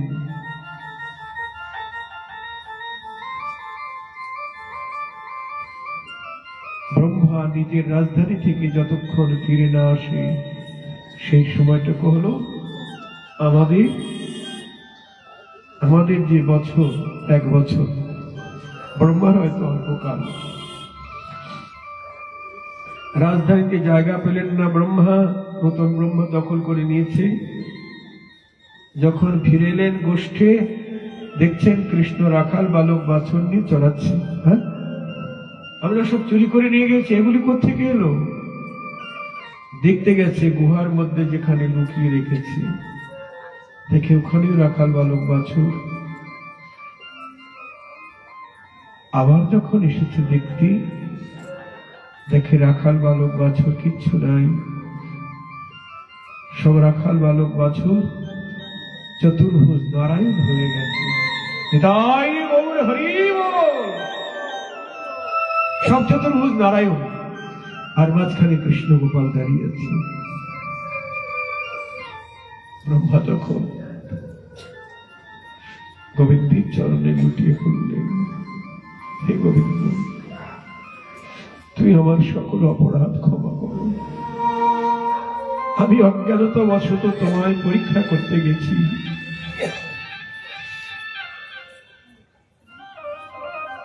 সবাই চতুর্ভুজ মূর্তি অন্তর্ধান করলেন। ব্রহ্মা রাখাল বালক বাছুরগুলি ফিরিয়ে দিলেন। কৃষ্ণ বললেন, ব্রহ্মা, কর্মফল তো ভোগ করতেই হবে। জন্মদাতা পিতা নারী পরত্ব খণ্ডাইতে, তাই সেই ব্রহ্মাই নবদ্বীপ লীলায় হরিদাস ঠাকুর হয়ে জন্ম নিয়েছেন। নিতাই গৌর হরি বল। ব্রহ্মা হয়েও যবনোচিত আচরণ করেছেন বলে তার যবন কুলে জন্ম। দেখো সাধু সাবধান। যাই হোক, শিশুকাল থেকেই হরিদাস ঠাকুর তিনি কৃষ্ণ উন্মুখী। যখনই বাড়তে লাগলো কৃষ্ণ নাম ছাড়া আর কিছু জানে না। তার পিতা হবিবুল্লাহ কাজী, তিনি দেখছেন আমি মুসলমান, আমার ছেলে হিন্দুর হরিনাম করে, লোকে অপবাদ দিচ্ছে, আমি কি করি? ছেলেকে ভোলাবার জন্য অনেক চেষ্টা করলেন। বড় হয়ে গেল, যুবক হয়ে গেল, তবু আরো হরিনামের নেশা বেড়ে গেল। তখন ভাবলেন সন্তানকে বিয়ে দেব। যখনই বিবাহের উদ্যোগ করলেন, তখনই হরিদাস ঠাকুর গৃহত্যাগ করলেন। গৃহত্যাগ করে তিনি চলে এলেন বেনাপোল। বেনাপোল মানে বর্তমান তো বাংলা ভাগ হয়ে গেছে, বনগা বর্ডার এপারে বলে। বনগা থেকে যেতে হয় পেট্রোপোল, ইন্ডিয়ার বর্ডার, আর বর্ডার পার হলে ওপারেই বলে বেনাপোল। সেই বেনাপোলই এখনো হরিদাস ঠাকুরের সেই ভজনস্থলী আছে। সেখানে আমার যাওয়ার সৌভাগ্য হয়েছিল, 2-3 বার গেছি। তা সেইখানে তখন তো জঙ্গল, অবিভক্ত ভারত। হরিদাস ঠাকুর সেখানে এসে তিনি পাতার কুটির নির্মাণ করে, তুলসী রোপণ করে, তুলসী সেবা, তুলসী তর্পণ আর 3 লক্ষ হরিনাম এই আরম্ভ করলেন। গ্রাম গ্রামান্তর থেকে যারা সজ্জন ভক্ত, তারা হরিদাস ঠাকুরের সঙ্গে মিলিত হলেন, তাকে প্রণাম স্তুতি বন্দনা করতে লাগলেন। এদিকে সে দেশের জমিদার রামচন্দ্র খান হরিদাস ঠাকুরকে সবাই স্তুতিনতি করছে, এটা সহ্য করতে পারল না।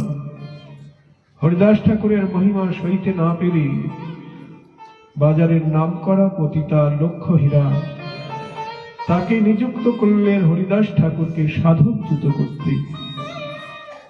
লক্ষ্য হীরার সুন্দরী পতিতা বললেন, কোনো চিন্তা নাই, আমি একদিনেই হরিদাস ঠাকুরকে সাধুচ্যুত করব। আমার রূপে, আমার অঙ্গভঙ্গিতে আমি তাকে পরাজিত করব, তাকে সাধুচ্যুত করব। অভিমান নিয়ে লক্ষ্য হীরা হরিদাস ঠাকুরের ভজনস্থলীতে এলেন। রাত্রিবেলায় নানা অঙ্গভঙ্গিমা করতে লাগলেন। তারপরে বিনীত বচনে বললেন, অভিনয় করতে লাগলেন, তুমি ছাড়া আমার কেউ নাই, তোমার রূপে আমি মুগ্ধ, তুমি আমার বাসনা পূরণ করো, আমার সঙ্গে মিলিত হও। হরিদাস ঠাকুর বললেন, আমি যে সংকল্প করেছি নাম সংখ্যা পূর্ণ না হলে আমি কোনো কর্ম করি না। তুমি বসো, হরিনাম শোনো, আমার নাম সংখ্যা পূর্ণ হোক, তারপরে তোমার বাসনা পূর্ণ করব। হরিদাস ঠাকুর হরিনাম করতে লাগলেন। হরে কৃষ্ণ হরে কৃষ্ণ কৃষ্ণ কৃষ্ণ হরে হরে হরে রাম হরে রাম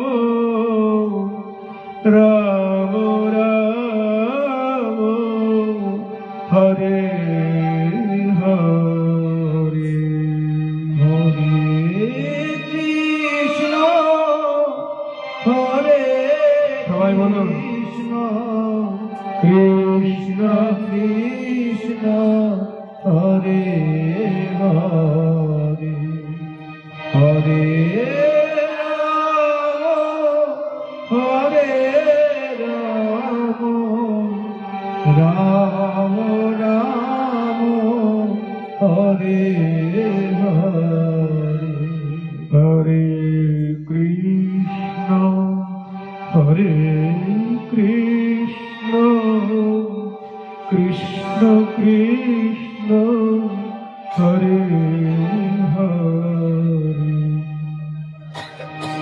হরে রাম হরে রাম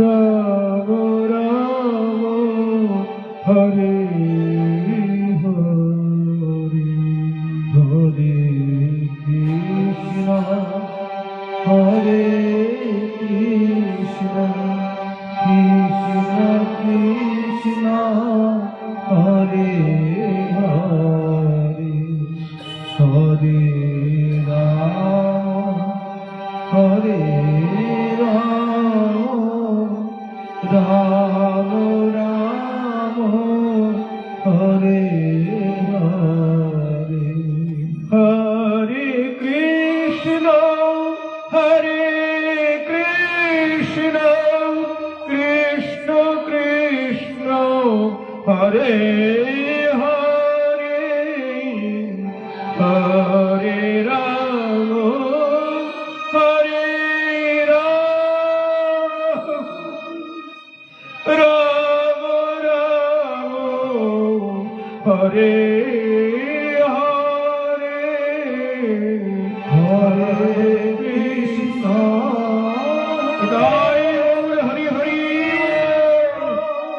কৃষ্ণ কৃষ্ণ হরে হরে হরে রাম হরে রাম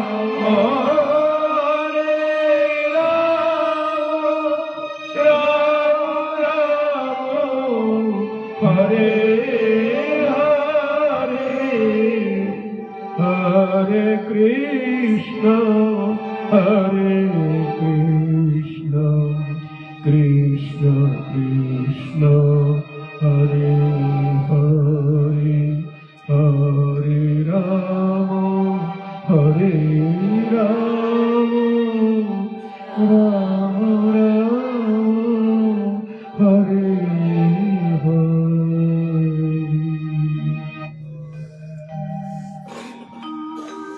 সারা রাত্রি কেটে গেল,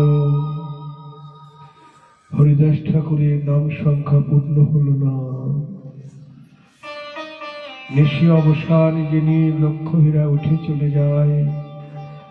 হরিদাস ঠাকুর বলছেন, মনে কিছু করো না, আমি যে নিয়ম করেছি নাম পূর্ণ না হলে কিছু কাম করি না, তুমি আজকে এসো আমার। লক্ষ্য হীরা দ্বিতীয় রজনীতে এলেন, এসে ওইভাবে অপেক্ষায় রইলেন। সারা রাত্রি কেটে গেল নাম সংকীর্তনী। তবু নাম সংখ্যা পূর্ণ হল না। ঠাকুর বললেন, নাম পূর্ণ হইলে পূর্ণ হবে তোমার, আমার নাম পূর্ণ হলে পূর্ণ হবে তোমার মন। আমি নিয়ম করেছি, দ্বিতীয় রাত্রিতে বলছে নিয়ম করেছি মাসে 1 কোটি নাম করব। তার মানে প্রতিদিন 3 লক্ষ হলে মাসে কত হয়? 90 লক্ষ, আর 10 লক্ষ বেশি। আমরা যদি 64 পাক মালা জপ করি, এই 16 মালা 4 বার করে করলে 1,10,000-এরও বেশি নাম হয়। দেখ, মাসে 1 কোটি নাম সংকল্প করেছি, ভাবছিলাম আজকে পূর্ণ হবে, কিন্তু হলো না, আমার দুর্ভাগ্য। তবে আজকে আবার এসো। তৃতীয় রজনীতে লক্ষ্যহীরা আশায় বুক বেঁধে প্রথমে এসে তুলসীকে প্রণাম করলেন, তারপর হরিদাস ঠাকুরকে প্রণাম করি এবার হরিনাম শুনতে লাগলেন। হরিদাস ঠাকুর গাইছেন, হরে কৃষ্ণ হরে কৃষ্ণ কৃষ্ণ কৃষ্ণ হরে হরে, হরে রাম হরে রাম রাম রাম হরে হরে, হরে কৃষ্ণ হরে কৃষ্ণ কৃষ্ণ কৃষ্ণ হরে হরে, হরে রাম হরে রাম রাম রাম হরে হরে। সাধুমুখে হরিকথা শ্রবণ করি। জয় রাধে রাধে রাধে। আর কত স্থির থাকা যায় গো? সাধুমুখে হরিকথা।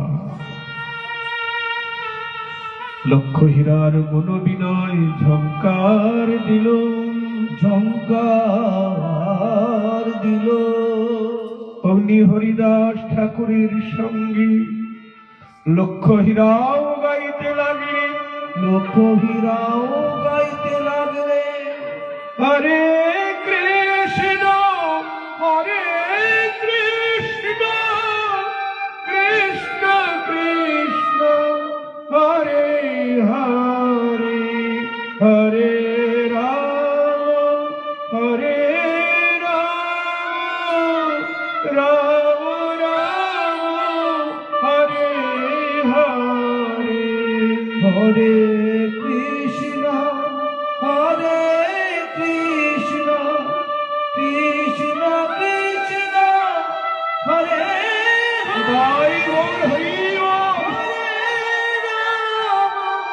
হরে রাম রাম রাম হরে হরে, হরে কৃষ্ণ হরে কৃষ্ণ কৃষ্ণ কৃষ্ণ হরে হরে, হরে রাম হরে রাম রাম রাম হরে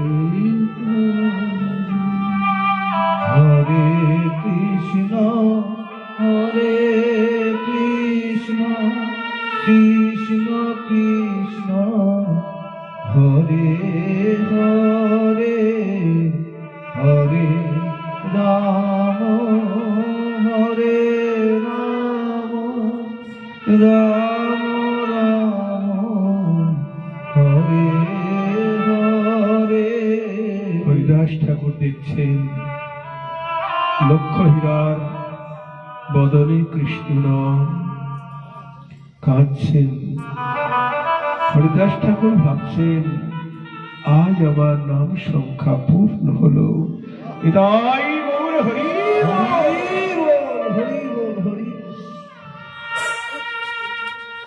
বলছেন আমার নাম সংখ্যা পূর্ণ হয়ে গেছে। এবার বলো যে তোমার বাসনা আমি অবশ্যই পূর্ণ করব। লক্ষ হীরা হরিদাস ঠাকুরের চরণে লুটিয়ে পড়লে, লুটিয়ে পড়ে বলছে ঠাকুর গো, ঠাকুর গো,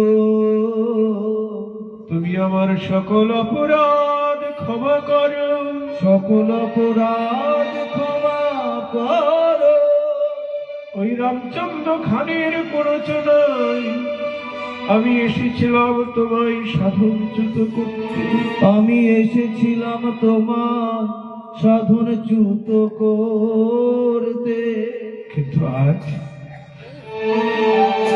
তোমার নাম সাধনের কাছে আমি পরাজিত হয়ে গেছি।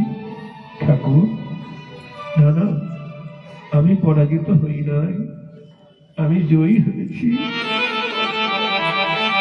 আজকে আমার সকল দুর্বাসনা দূর হয়ে গেছে। যে দুর্বাসনা নিয়ে এসেছিলাম সব দুর্বাসনা দূর হয়ে গেছে। ঠাকুর, বলো আমার কি গতি হবে? আমি যে পতিতা, আমি যে ঘৃণিতা, আমার কি কোনো গতি হবে না? হরিদাস ঠাকুর বললেন সকল জীবের যে গতি তোমারও সেই গতি। বলো হরে কৃষ্ণ হরে কৃষ্ণ কৃষ্ণ কৃষ্ণ হরে হরে, হরে রাম হরে রাম, রাম রাম হরে হরে, হরে কৃষ্ণ হরে কৃষ্ণ কৃষ্ণ কৃষ্ণ হরে হরে, হরে রাম হরে রাম, রাম রাম হরে হরে। তোমার অসৎ উপায় উপার্জিত ধন দৌলত ব্রাহ্মণকে বিলিয়ে দাও, আর তিলকমালা পরিধান করো, এক বস্ত্রে বসে হরিনাম করো। বৈরাগ্য নিয়ে এখানে বসে হরিনাম করো। আমি এখন যাই। কোথায় যাবে ঠাকুর? আমি প্রথম দিনই এখান থেকে চলে যেতাম, কিন্তু 3 দিন রইলাম তোমার জন্য। তাই আমি জানতাম তুমি আমায় সাধনচ্যুত করতে এসেছ। 3 দিন রইলাম তোমার জন্য। দেখেছি মহান্তের স্বভাব, তারিতে পাব, নিজ কার্য নাই তবু জান বড় ঘর। হরিদাস ঠাকুর চলে এলেন ফুলিয়ায়, শান্তিপুরে। যখন শান্তিপুর এলেন তখনও গৌরহরি নবদ্বীপে আসেননি, অবতীর্ণ হননি। মহাপ্রভুর আবির্ভাবে 30 বছর আগে হরিদাস ঠাকুরের জন্ম। হয়তো অদ্বৈত আচার্য হরিদাস ঠাকুরকে পেয়ে যখন হরিনাম করতে করতে আসতেন, অদ্বৈত আচার্য ভাবলেন আমার সঙ্গী একজন পেয়ে গেছি, এসো তুমি করবে হরিনামের সাধনা, আর আমি করব গঙ্গা জল তুলসীর আরাধনা। দেখি প্রাণের ঠাকুর আসে কিনা। এটাই গৌর হরি বল, হরি বল, হরি বল, হরি বল। হরিদাস ঠাকুরকে এবার অদ্বৈত আচার্য গঙ্গা তীরে বাসা দিলেন। বর্তমান ফুলিয়া বয়রা, সেখান থেকে যেতে হয় গঙ্গা তীরে। একটি বাসা গুফা, সেই গুফার মধ্যে আবার থাকে একটি অজগর। জয়রাধি বললেন, ওইখানে কি তুমি ভজন করো? অদ্বৈত আচার্যের আদেশে হরিদাস ঠাকুর সেখানে গিয়ে ভজন করছেন। যারা সেখানে যায় হরিদাস ঠাকুরকে দেখতে, তারা ওই সাপের, সে অজগরের এত গর্জন বা এত সেখানে তারা থাকতে পারে না। তখন ওঝাবদ্য এসে দেখলো এখানে বিশাল অজগর রয়েছে। সবাই মিলে হরিদাস ঠাকুরকে বললেন, ঠাকুর তোমার এখানে থাকা ঠিক হবে না, এখানে গর্তের মধ্যে অজগর আছে। বলছে, আপনারা তো অনেক কিছু সন্ধান পান, আমি তো এতদিন আছি, কোনো মহাশয়কে তো আমি দেখতে পাই না। যদি কোনো মহাশয় আসে এখানে থাকে, তাহলে উনি যদি এই 2-1 দিনের মধ্যে চলে না যান, তাহলে আমি স্থান ছেড়ে চলে যাব। জয় রাধে। যখন এই কথা বললেন, তখন অজগর ভাবলেন, এখানে তো আমার থাকা চলে না, হরিভক্তের ভজনস্থলিতে থেকে আমি তাকে উদ্বেগ দেব না। নিতাই গৌর হরি বল।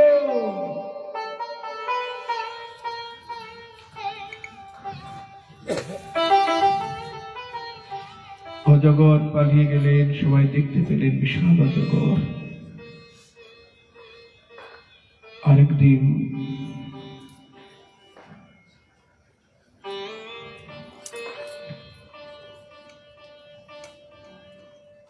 হরিদাস ঠাকুর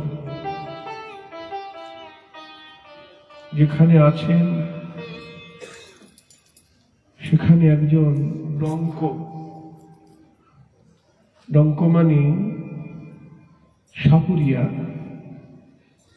তিনি সাপের ভর হয় তার উপরে, নাগের ভর হয় তার উপরে। তা সেই ডঙ্ক, সেই সাপুরিয়া কৃষ্ণ লীলা কীর্তন করছেন, কালীয় দমন লীলা, কৃষ্ণের কালীয় দমন লীলা কীর্তন করছেন আর নৃত্য করছেন। নাগরাজ তার ভিতরে এসে অধিষ্ঠিত হয়েছেন, এমন ভাবে নৃত্য করছেন আর ওই গান করছেন। তার সঙ্গী সাথীরা সবাই মিলে গান করছেন, তিনি নৃত্য করছেন। হরিদাস ঠাকুর তার প্রভুর মহিমা শ্রবণ করে আর ধৈর্য রাখতে পারতেন না। কৃষ্ণের লীলা গান শ্রবণ করি হরিদাস ঠাকুরও প্রেমাবিষ্ট হয়ে নৃত্য করতে লাগলেন। হরে কৃষ্ণ কৃষ্ণ কৃষ্ণ হরে হরে, হরে রাম হরে রাম, রাম রাম হরে হরে, হরে কৃষ্ণ কৃষ্ণ কৃষ্ণ হরে হরে, হরে রাম হরে রাম, রাম রাম হরে হরে। নৃত্য করতে করতে হঠাৎ ভূমিতে লুটিয়ে গড়াগড়ি যেতে লাগলেন। আর তখন ডঙ্ক এক পাশে হয়ে দাঁড়ালেন, নৃত্য ভঙ্গ দিয়ে সেই সাপরি এক পাশে হয়ে দাঁড়ালেন। যেখানে যেখানে হরিদাস ঠাকুরের চরণধুলি পড়েছে, ভক্তরা সেই চরণধুলি নিয়ে গায়ে মাখছেন। এদিকে যখন হরিদাস ঠাকুরের ভাব শান্ত হলো, ডঙ্ক আবার নৃত্য করতে লাগলেন, গান গাইতে লাগলেন, নৃত্য করতে লাগলেন। তখন এক ঢঙ্গ বিপ্র, ঢঙ্গ মানে কি আপনারা ভালো বোঝেন, ঢং করছে। সেই বিপ্র ভাবছেন, আরে নিচ জাতি, হ্যাঁ একটু নাচছে কাঁদছে, আর তাই দেখে সবাই পায়ের ধরে নিচ্ছে। তাহলে ঢং করে নাচলেই সে বড় হয়ে যায়, সবাই তার পায়ের ধুলি নেয়, আমিও নাচব। এই বলে সেই বিপ্র অভিমান করে ডঙ্কের সঙ্গে সঙ্গে নৃত্য করছেন। ডঙ্ক তাকে, সেই সাপুরিয়াটাকে এমন ভাবে, তার ভিতরে তো নাগরাজ রয়েছে, সেই সাপুরিয়ার ভিতরে নাগরাজ রয়েছে, নাগরাজ তখন প্রবল বেগে তাকে প্রহার করতে লাগলেন। এমন ভাবে প্রহার করতে লাগলেন, বিপ্র তখন ছেড়ে দেওয়াকে দেওয়া দ্রুত গতিতে পলায়ন করলেন। তখন সবাই ডঙ্ককে বলছেন, হরিদাস ঠাকুর নাচতেন, আপনি এক পাশে করজোরে দাঁড়িয়ে রইলেন, আর এই বিপ্র নাচতে আপনি তাকে প্রহার করলেন কেন? ডঙ্ক বলছেন, হরিদাস ঠাকুরের সে তো প্রেমাবিষ্ট হয়ে নৃত্য করেছে, কৃষ্ণ প্রেমে আবিষ্ট হয়ে, যার মধ্যে কৃষ্ণ প্রেম করাই উদয়, তার ক্রিয়া বাক্য মুদ্রা বিজ্ঞে না বুঝায়, হাসে কাঁধে নাচে গায়। আর এই বিপ্র তার প্রতি ঈর্ষান্বিত হয়ে নিজের প্রতিষ্ঠা পূজা পাওয়ার জন্য ওই ঢং করে নৃত্য করেছে, ওই জন্য তাকে শাস্তি দিয়েছে। নিতাই গৌর হরি বল।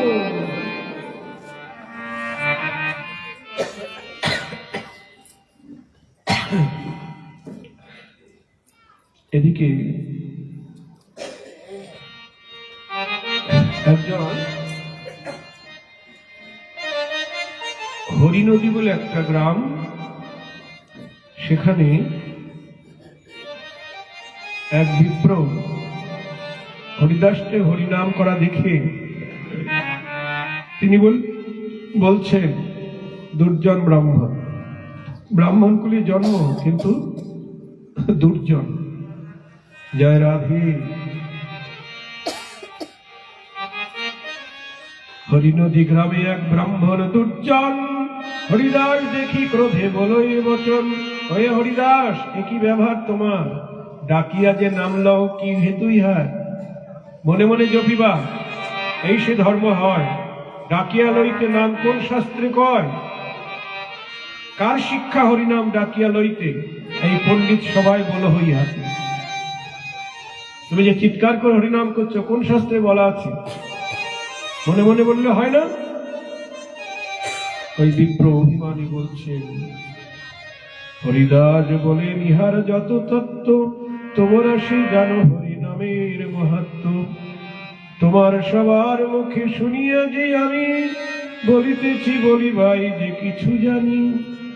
উচ্চ করি লইলে শতগুণ পুণ্য হয়, দোষ তো না কহে শাস্ত্রে গুণ সেবর নয়। হরিদাস ঠাকুর বলছেন, ভাই, আমার যোগ্যতা নাই, তোমাদের কথা মতোই আমি বলছি, শাস্ত্রের কথা মতো উচ্চই শতগুণ ভাবে, অর্থাৎ মনে মনে যারা হরিনাম করে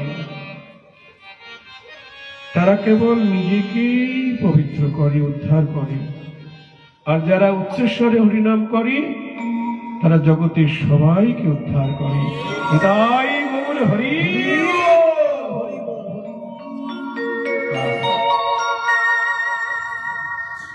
বিপ্র বলে, উচ্চ নাম করিলে উচ্চার শতগুণ পুণ্য হয়, কি হেতু ইহার?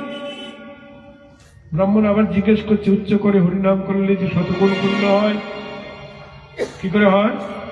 হরিদাস বলেন, শুনহ মহাশয়, যে তত্ত্ব ইহা বেদে ভাগবতে কয়, শুনো বিপ্র সকৃত শুনিলে কৃষ্ণ নাম, পশু পক্ষী কীট যায় বৈকুণ্ঠের ধাম। হৃদয় গৌর হরি হরি বলছেন হরিদাস, উচ্চস্বরে হরিনাম করলি কীট পতঙ্গ পশু পাখি যারা বদনে বলতে পারে না, তারা উচ্চস্বরে হরিনামের ধ্বনি শুনে বৈকুণ্ঠ প্রাপ্ত হয়। হৃদয় গৌর হরি গৌর হরি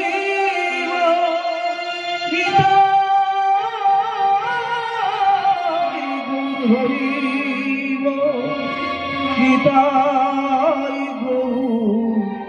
হরি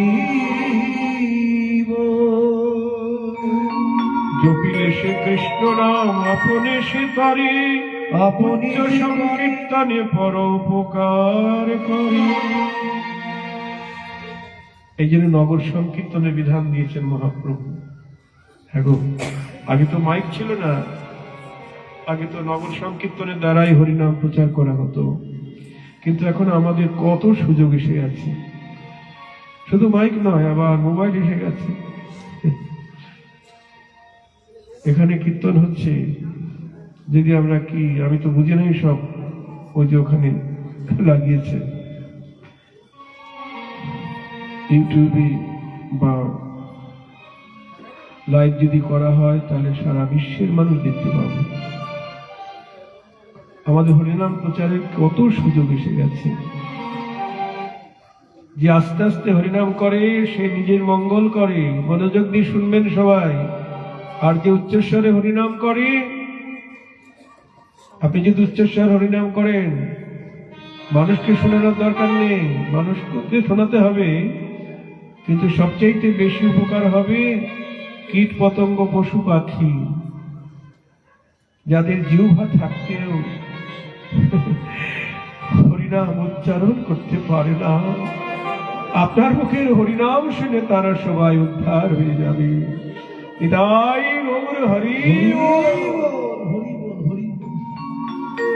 আপনি ঘরে বসে হরিনাম করলেও অনেক শ্রোতা পাবেন, মানুষ না পেলেও তো কীট পতঙ্গ পশু পাখি পাবেন, বৃক্ষলতা পাবেন।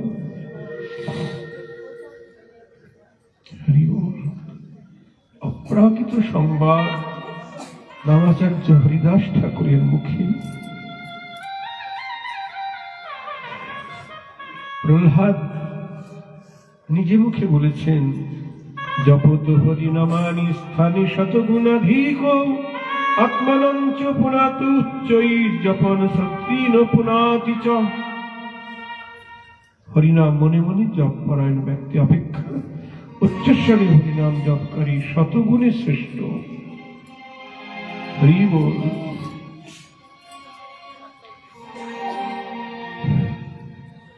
শুনো বিপ্র মন্দিরের কারণ, জপি আপনারে সবে করয়ে পোষণ।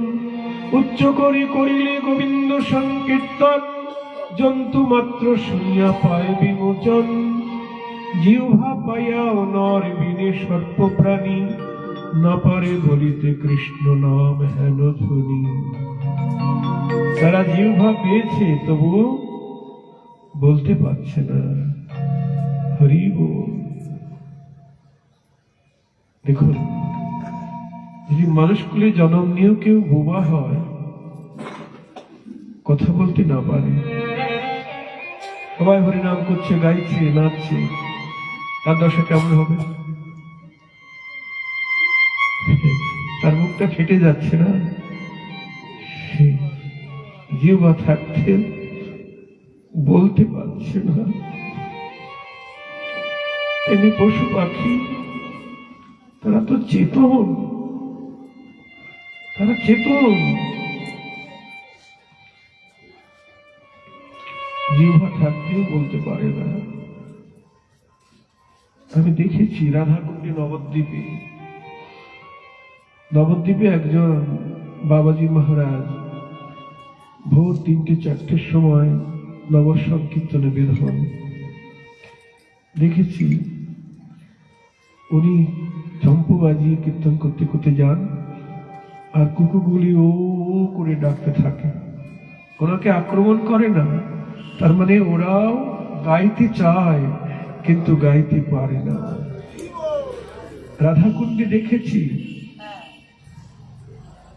সেখানে মন্দিরে আরতি হচ্ছে, শঙ্খ ঘণ্টা বাজছে, কাসর বাজছে, আরতি হচ্ছে, কুকুরগুলি এরকম ও করে ডাকছে। ওরা বলতে চায় কিন্তু পারে না। যারা বলতে চায় বলতে পারে না, তাদের যদি আমরা শোনাতে পারি, সবচাইতে বড় উপকার করা হবে। চৈতন্য চরিতামৃত বলছেন, ভারত ভূমিতে মনুষ্য জন্ম হইল যার, জন্ম সার্থক করি করো পর উপকার।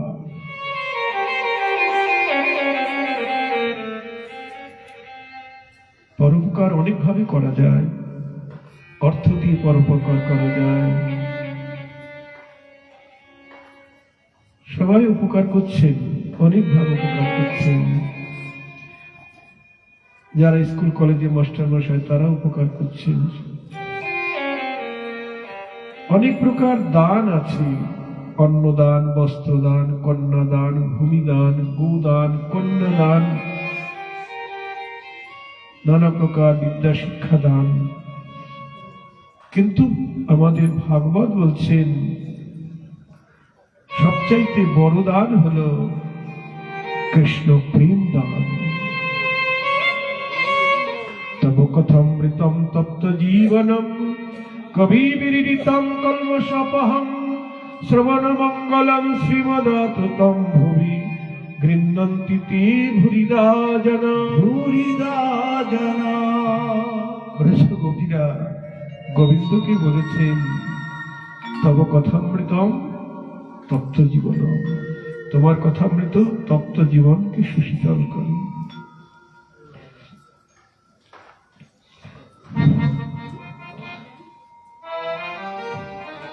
সেই হরি কথামৃত যারা দান করে তাদেরকে বলা হয় ভুরিদা জনা। তোমার কথামৃত যারা দান করে তাদেরকে বলা হয় ভুরিদা জনা। ভুরিদা জনা মানে বহু দাতা, সবচাইতে বড় দাতা তোমার কথামৃত যারা দান করে। হৃদয় গৌর হরি বল।